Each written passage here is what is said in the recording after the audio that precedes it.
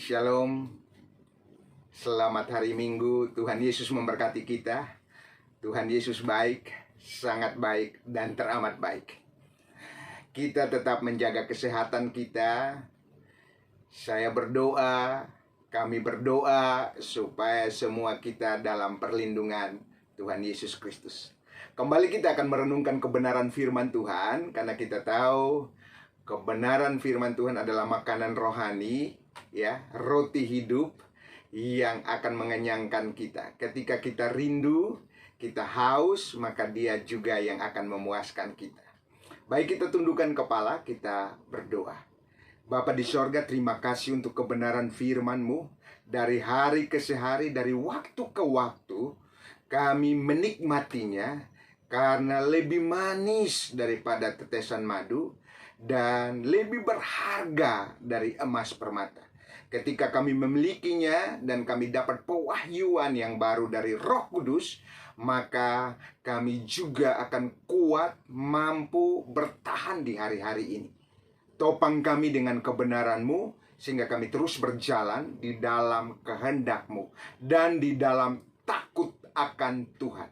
Terima kasih Tuhan Yesus, kami tidak mampu, kami tidak berdaya, tapi karena Engkau ada di dalam kami, yang memampukan kami, yang mengajar kami, yang menuntun kami, yang memberi pencerahan kepada kami, yang menopang kami di situasi-situasi sama seperti hari-hari ini yang kami alami. Terima kasih Tuhan Yesus, berfirmanlah karena kami siap mendengar. Haleluya, haleluya, amin. Jemaat utusan Kristus, mari kita baca kebenaran firman Tuhan dan kita renungkan bersama-sama. Yang saya pilihkan bagi kita dalam Amsal pasal yang ke-8, ya. Amsal pasal yang ke-8 ayat yang ke-13. Amsal pasal yang ke-8 ayat yang ke-13. Demikian firman Tuhan. Takut akan Tuhan ialah membenci kejahatan, aku benci kepada kesombongan, kecongkakan, tingkah laku yang jahat, dan mulut penuh tipu muslihat. Sekali lagi, takut akan Tuhan ialah membenci kejahatan, aku benci kepada kesombongan, kecongkakan, tingkah laku yang jahat, dan mulut yang penuh tipu muslihat. Berbahagialah kita yang membaca firman Tuhan, merenungkannya, bahkan mau melakukannya dalam hidup kita sehari-hari. Saya percaya ayat ini sudah kita pernah baca, atau pernah dengar, atau pernah dikhotbahkan. Sering kali kita mendengar tentang takut akan Tuhan. Hari ini kita belajar dari tema khotbah takut akan Tuhan. Apa sih takut akan Tuhan? Takut akan Tuhan berarti menghormati Tuhan, kagum akan Tuhan, ya, mengasihi Tuhan. Itu adalah bagian daripada takut akan Tuhan. Tapi definisi yang lebih jelas, yang penulis Amsal katakan kepada kita, yaitu adalah takut akan Tuhan ialah membenci kejahatan. Dan selanjutnya, Bapak Ibu, ketika kita mendengar tentang membenci, yang selalu kita dengar adalah membenci orang yang menyakiti kita, membenci orang yang tidak senang dengan kita, membenci orang yang melukai kita.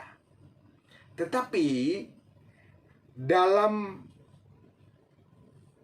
Alkitab, dalam firman Tuhan yang kita baca ini, takut akan Tuhan ialah kita harus membenci kejahatan. Tidak boleh membenci saudara kita, tidak boleh membenci suami kita, tidak boleh membenci istri kita, tidak boleh membenci mertua kita, tidak boleh membenci saudara seiman kita, atau siapapun yang menyakiti kita. Alkitab katakan kita harus mengampuni. Justru kita harus membenci kejahatan. Itulah takut akan Tuhan. Bapak Ibu, Bicara soal kejahatan hari-hari ini, banyak sekali kita lihat, ya, khususnya di bangsa ini. Kalau kita lihat, kita amati, ternyata dana bansos dikorupsi. Ini karena tidak takut akan Tuhan. Jadi sesuatu yang kita tahu itu jahat, Alkitab mengajak kita untuk bencinya. Benci kejahatan itu artinya tidak boleh melakukan kejahatan itu, tidak boleh menghampiri, tidak boleh memikirkan untuk melakukan kejahatan tersebut. Ada banyak hal yang terjadi. Jadi yang dituntut daripada kita bukan benci kepada saudara, bukan benci kepada orang lain, bukan benci kepada mertua, suami, istri, anak, atau orang tua, dan sebaliknya. Tapi kita dituntut untuk benci kepada kejahatan. Saya percaya kita setuju dengan hal ini. Apapun yang jahat di hari-hari ini, ya, kita harus membencinya. Yang kita lihat, oh, kalau kedukun jahat, ya kita jangan lakukan. Kalau ngomongin orang jahat, ya kita jangan lakukan. Kalau gosipin orang tidak baik, ya kita jangan lakukan. Tentu ini tidak mudah. Ya, kalau bicarakan begitu mudah. Tetapi akan mudah kalau kita minta bantuan dari Tuhan Yesus Kristus.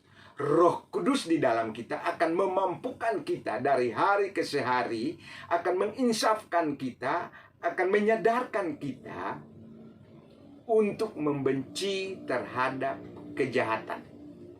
Saudaraku, ada banyak hal yang selalu menggoda kita, yang selalu menggiring kita untuk melakukannya. Setiap hari ada banyak sekali godaan untuk kita lakukannya. Dan saya bilang ini tidak mudah.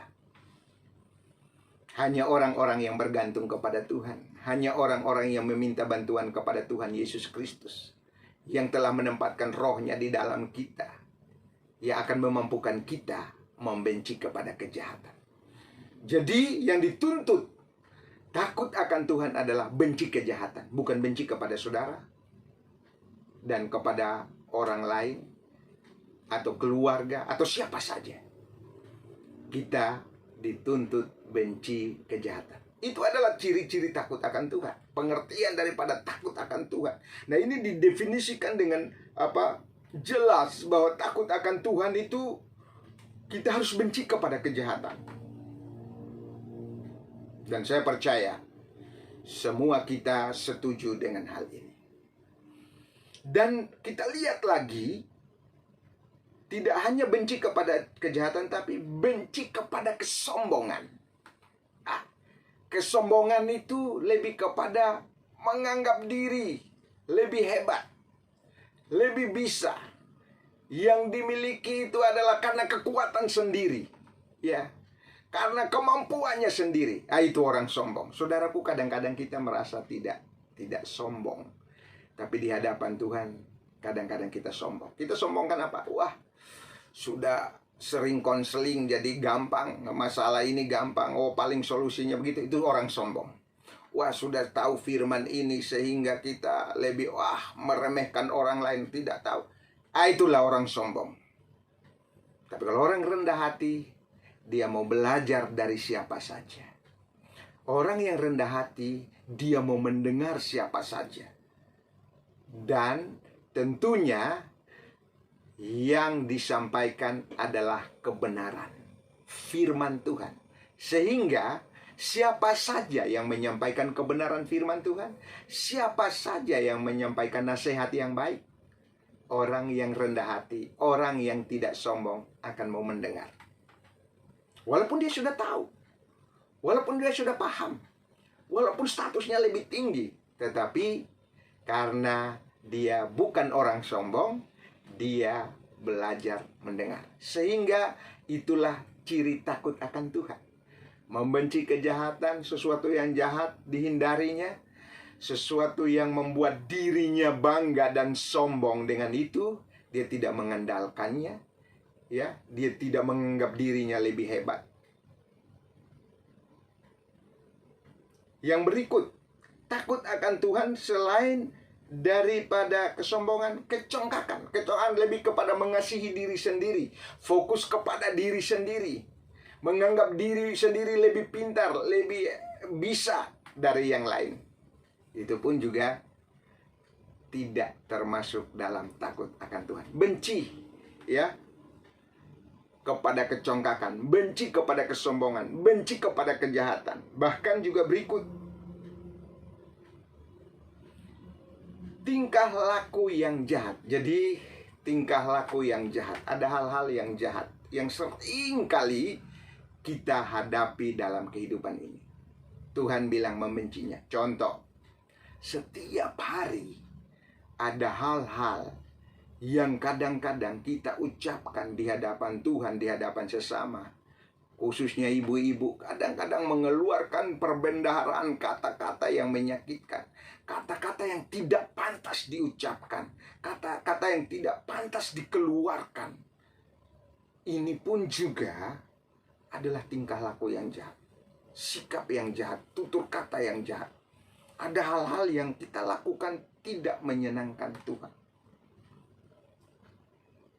Maka itu kita dituntut untuk takut akan Tuhan. Nanti sebentar kita akan melihat akibat daripada orang takut akan Tuhan. Ini kita baru ada di definisi daripada takut akan Tuhan ialah benci kejahatan, benci kepada kesombongan, benci kepada kecongkakan, tingkah laku yang jahat. Sikap-sikap kita yang jahat. Itu pun Alkitab minta kita benci kepadanya. Terus mulut penuh dengan tipu muslihat. Bicara dengan tipu muslihat ini beberapa minggu yang lalu, kurang lebih 3 minggu yang lalu, ada seorang menelpon saya pas saya lagi nyetir, ya, lagi ada di luar dalam satu urusan. Ada orang datang, "Pak Pendeta." Saya bilang, "Ya, shalom." Dia bilang begini, "Pak Pendeta, adakah uang 25 juta?" "Ya, saya hanya butuh 25 juta." "Oh ya, untuk apa, Pak?" Untuk urusan A." "Oh ya, urusan A." "Ya, ya. Nanti saya kembalikan ya kurang lebih 1,5 miliar." Waduh, saya kaget. 1,5 miliar, 25 juta dikembalikan ke saya 1,5 miliar. Ini nggak masuk akal. Ini tidak masuk akal. "Oh, biar nanti untuk bantu gerejamu." Wah, saya bilang, bantu gereja? Kok saya harus kasih keluar 25 juta supaya dapat 1,5 miliar? Ternyata ini tidak masuk akal. Ini masuk kategori mulut penuh tipu muslihat. Dan tidak ada takut akan Tuhan pada orang ini. Walaupun saya tahu dia orang beragama, walaupun saya tahu dia anak Tuhan, tetapi kan ada tipu muslihat. Sehingga saya jelas katakan bahwa orang ini tidak takut akan Tuhan. Mari kita mulai belajar, sadar bahwa hal-hal yang jahat yang membuat kita kadang sombong, congkak, bahkan juga mulut penuh dengan tipu muslihat, mari kita hindari. Tentunya minta bantuan daripada Roh Kudus. Saya mengajak Bapak Ibu, kita tidak akan mampu dan tidak akan bisa berubah sendiri tanpa bantuan daripada Tuhan.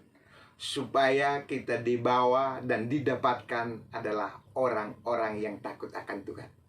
Saya berdoa di hari-hari yang sulit ini, keadaan yang susah ini, ya, baik ekonomi, ya, secara sosial dan lain sebagainya, kita berdoa supaya memiliki hati yang takut akan Tuhan. Lepas segala kelemahan, keterbatasan kita, mari kita datang kepada Tuhan Yesus Kristus. Yesus berkata dalam Matius 11:28, "Marilah kepadaku semua yang letih lesu dan berbeban berat, Aku yang memberi kelegaan." Karena itu tidak ada cara yang lain selain datang kepada Tuhan Yesus Kristus. Supaya apa? Kita didapatkan takut akan Tuhan. Saya berdoa supaya kata-kata yang jahat, tingkah laku yang jahat, hal-hal yang jahat, pikiran-pikiran yang jahat, hati yang jahat, bahkan ada hal-hal yang jahat di depan kita, mari belajar membencinya. Jangan menyentuhnya. Berdoalah kepada Tuhan. Kalau nanti hari ini kita jatuh, sadarlah cepat. Setelah kita dengar firman Tuhan ini, biarlah kita bertobat. Tiap-tiap hari kita bertobat. Kita berbalik dari jalan-jalan kita yang jahat. Supaya apa? Tuhan memulihkan kita. Kenapa? Ada janji-janji bagi orang-orang yang takut akan Tuhan. Jadi kalau kita takut akan Tuhan, saya catat dalam catatan saya, biar saya ucapkan, saya sampaikan supaya kita sama-sama membacanya dan merenungkannya bersama-sama. Kalau kita takut akan Tuhan, yang pertama adalah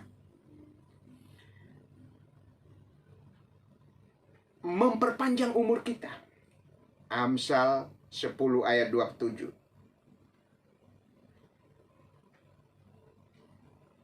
Amsal 10 ayat yang ke-27.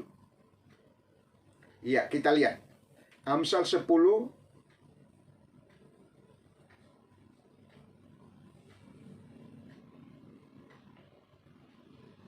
ya.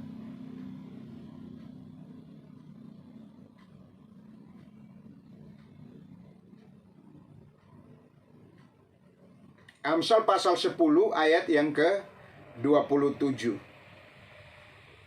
Kita perhatikan bersama. Amsal 10 ayat yang ke-27. Demikian firman Tuhan. Takut akan Tuhan memperpanjang umur, tetapi tahun-tahun orang fasik diperpendek. Jadi yang mau panjang umur, takut akan Tuhan.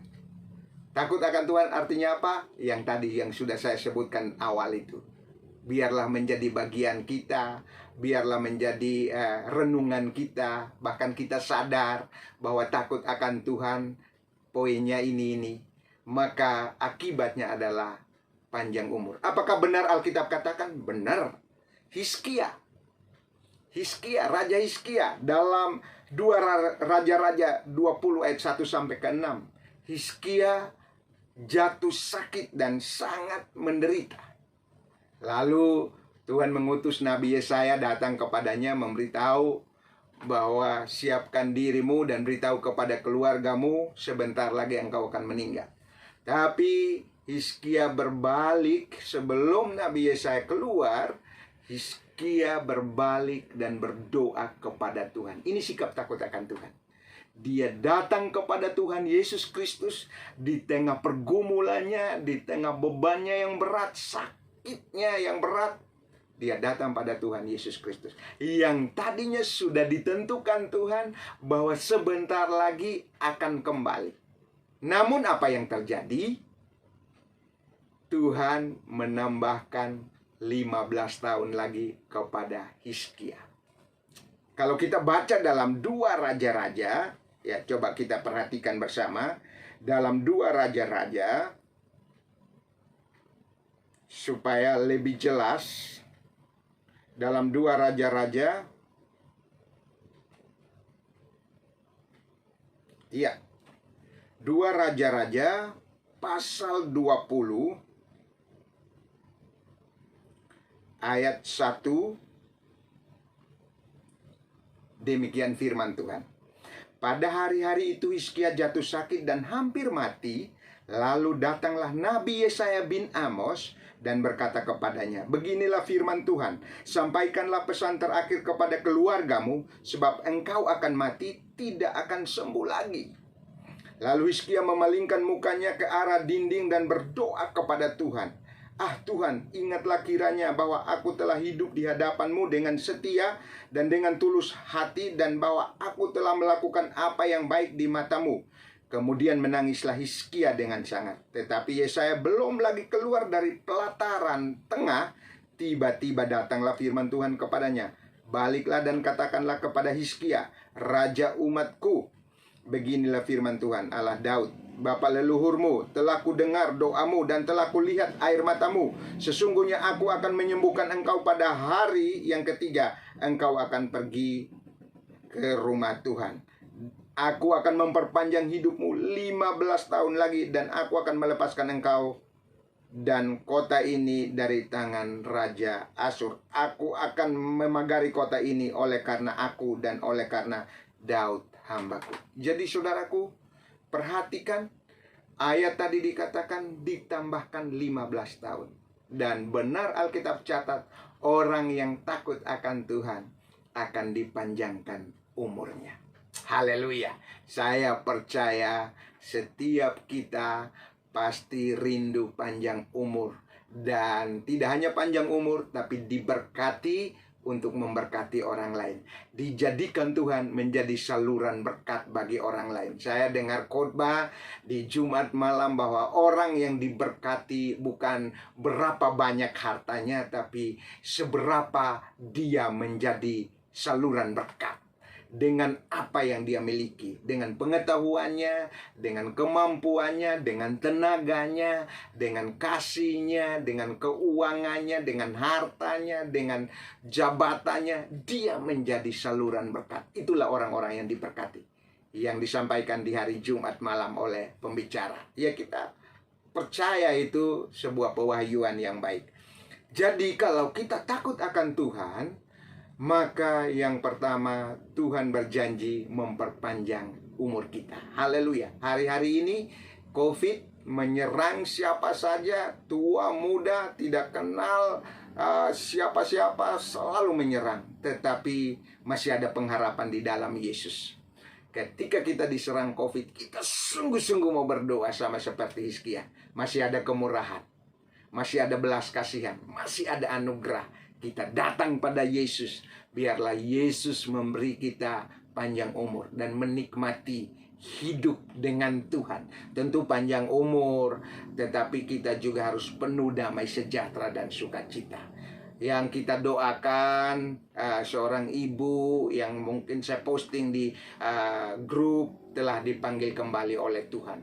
Ya, saya dapat berita telah dipanggil kembali oleh Tuhan. Sudah waktunya almarhum kembali. Kita yang masih hidup berdoalah supaya ditambahkan umur kita, tapi menjadi saluran berkat.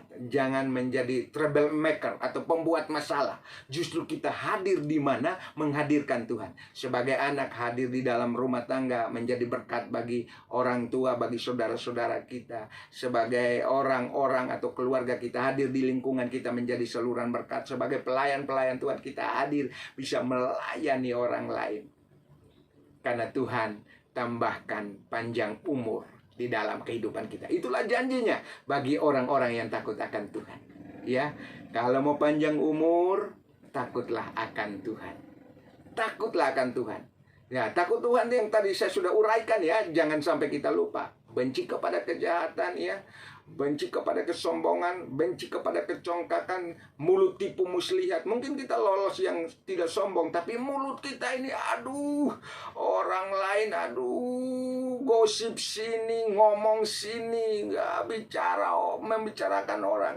Daripada membicarakan orang lain, lebih baik kita membicarakan firman. Mari datang di hari Selasa, boleh bertanya tentang firman apa saja. Nanti para pengajar kita semua bisa menjawabnya sesuai dengan yang kita tahu di dalam kebenaran firman Tuhan. Takutlah akan Tuhan, pasti panjang umur. Yang kedua, takut akan Tuhan ada ketentraman dan ada perlindungan. Amsal 14 ayat 26, kita lihat. Amsal 14 ayat Amsal pasal 14 ayat yang ke-26. Ya. Amsal pasal 14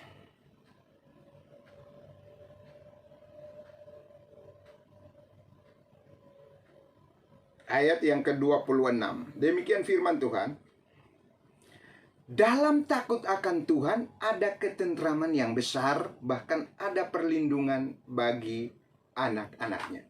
Apakah benar dalam takut akan Tuhan ada perlindungan dan ada ketentraman yang besar? Buktinya,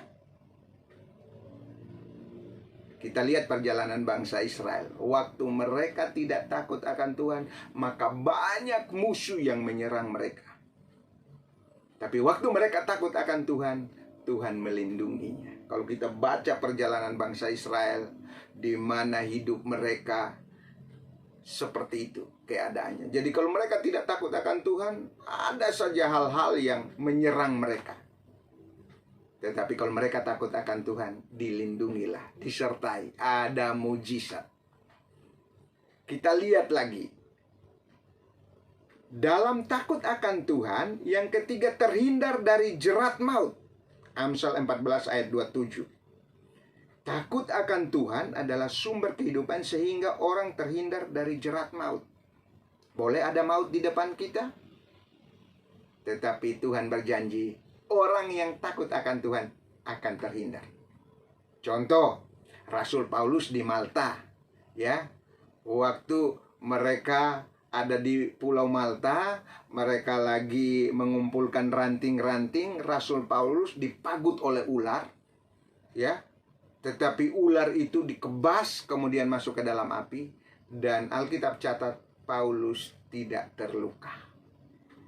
Jerat maut, dewi keadilan, ya, di dalam Kisah Para Rasul 28 ayat 1 sampai 5, Paulus tidak terluka. Dewi keadilan yang menyamar seperti ular menyerang Paulus, tapi Paulus tidak terluka. Boleh ada maut, boleh ada serangan COVID, tapi kita percaya kalau orang takut akan Tuhan akan terhindar dari jerat COVID. Haleluya. Akan terhindar dari jerat maut, COVID yang mendatangkan maut.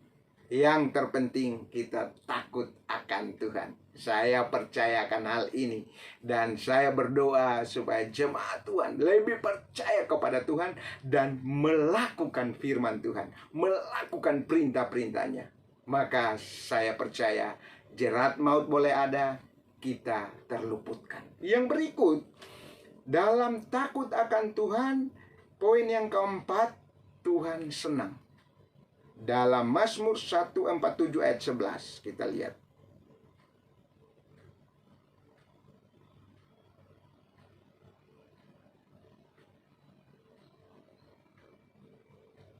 Mazmur 147, iya. Mazmur 147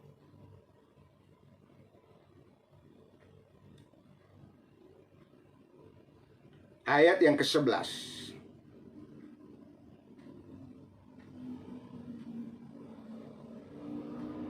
Kita perhatikan. Tuhan senang kepada orang-orang yang takut akan Dia, kepada orang-orang yang berharap akan kasih setianya. Haleluya. Kalau kita mulai ada kerinduan untuk takut akan Tuhan, ada kesadaran untuk takut akan Tuhan, yang pertama, Tuhan senang. Selain Tuhan senang, Tuhan memperpanjang umur. Selain memperpanjang umur, ada ketentraman, terhindar dari jerat maut. Luar biasa. Bangunlah rasa takut akan Tuhan.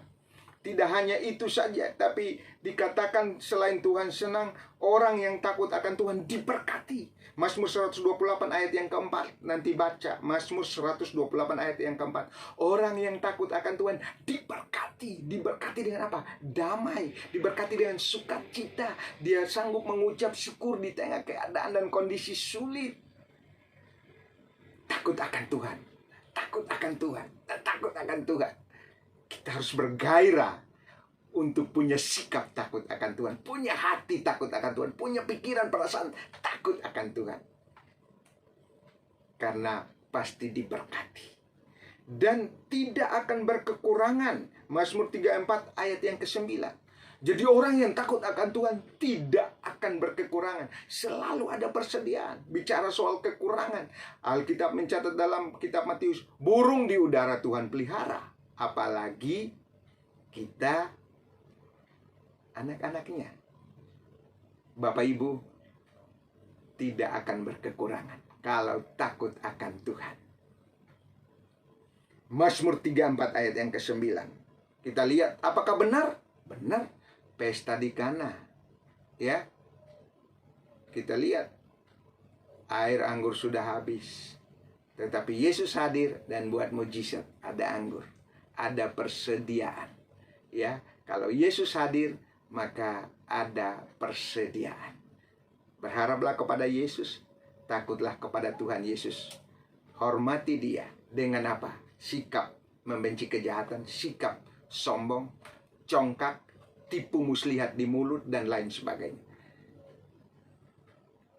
Takut akan Tuhan, Alkitab catat, malaikat Tuhan berkemah di rumahnya. Ayat ini perlu kita baca dalam, ya, malaikat Tuhan berkemah di rumah orang percaya. Ya. Amsal 34.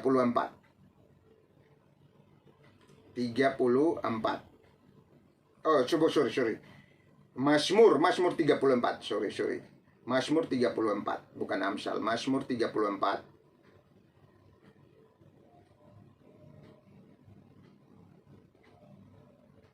Ayat yang ke 9.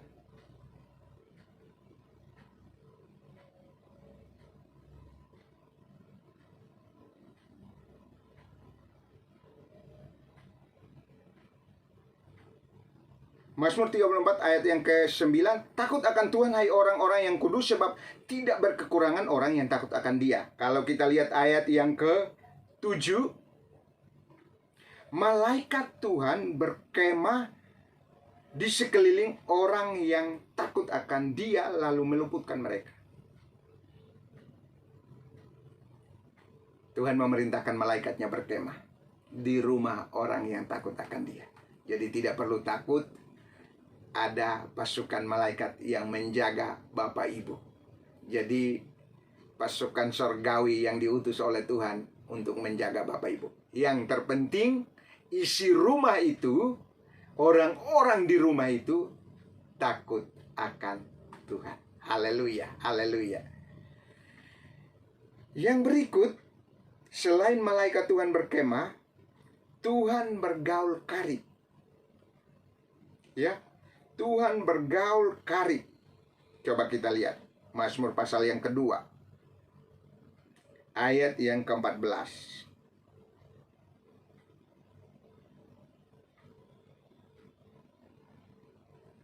Tuhan bergaul karib dengan orang yang takut akan Dia. Intinya begini,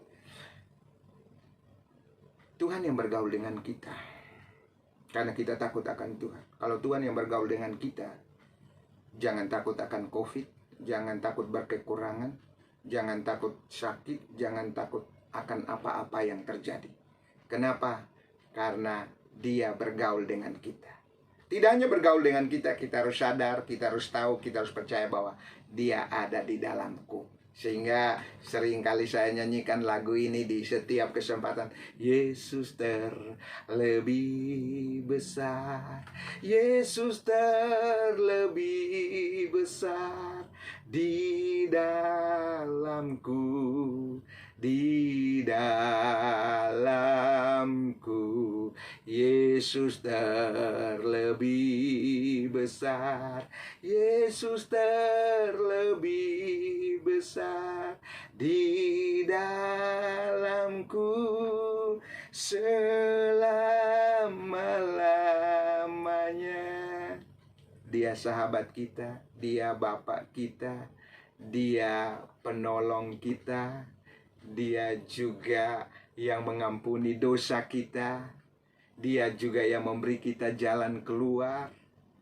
Haleluya. Dia Bapa yang baik. Yang terpenting, takut akan Tuhan. Amin.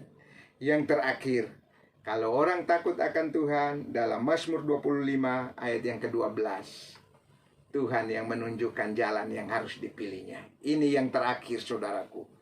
Luar biasa. Kalau Tuhan yang tunjukkan jalan, pasti tidak nyasar. Kalau Tuhan yang buka pintu, pasti tidak akan salah. Tidak akan bisa ditutup oleh siapapun. Karena itu, kembangkanlah di dalam diri setiap anak Tuhan rasa hormat, rasa kagum, rasa takut akan Tuhan yang sudah dibukakan tadi di Amsal 8 ayat 13 itu. Mari Bapak Ibu, saya berdoa supaya setelah kita mendengar ini firman Tuhan yang menjadi kunci supaya panjang umur, supaya terlindungi, supaya ada ketentraman, supaya Tuhan tunjukkan jalan, supaya panjang umur, supaya terhindar dari maut sama seperti Paulus, supaya diberkati Tuhan. Haleluya. Diberkati tidak hanya ekonomi loh, sukacita, ya, diberkati dengan damai, diberkati dengan rasa syukur, cukupkan diri dengan apa yang ada pada kita, dan saya percaya selebihnya berkat jasmani dan rohani Tuhan pasti berikan kepada orang-orang yang takut akan Dia. Mari jemaat Tuhan, takut akan Tuhan. Takut akan Tuhan. Coba sama-sama kita kepalkan tangan kita bilang, takut akan Tuhan, yaitu membenci kejahatan, membenci kesombongan, kecongkakan, dan juga tingkah laku yang jahat, dan mulut yang penuh tipu muslihat. Maka saya percaya poin-poin tadi menjadi bagian kita. Saya berdoa supaya poin-poin tadi menjadi bagian dari Bapak, Ibu, dan kita semua. Tuhan Yesus yang baik, kami datang kepadamu. Kami percaya bahwa ada takut akan Tuhan. Biarlah kami tahu dan kami percaya tanpa bantuan Roh Kudus kami tidak mampu menghormati Engkau. Kami tidak sanggup karena dosa merintanginya. Oleh karena itu kami datang kepadamu dan percaya menyerahkan hidup kami. Biarlah Tuhan ada perasaan, ada pikiran, ada kehendak takut akan Tuhan. Sehingga firman-firman yang tadi, selain panjang umur, terhindar dari jerat maut, bahkan juga diberkati, bahkan Tuhan membukakan jalan, bahkan memerintahkan pasukan malaikat berkemah di rumah kami masing-masing. Bahkan Engkau berjanji memberkati kami dan tidak berkekurangan. Biarlah digenapi dalam setiap jemaat-Mu, setiap kami yang mau takut akan Tuhan. Terima kasih Tuhan Yesus, terima kasih. Kami percaya ada perlindungan dari sorga. Di tengah situasi COVID ini, kami mau takut akan Tuhan. Haleluya, haleluya. Dalam nama Tuhan Yesus Kristus, ada roh takut akan Tuhan pada hidup kami masing-masing. Dalam nama Yesus kami berdoa. Amin. Tuhan Yesus memberkati kita semua. Sukacita, tetap jaga kesehatan ya, pakai masker, cuci tangan, menjaga jarak kita ya, tetaplah berdoa.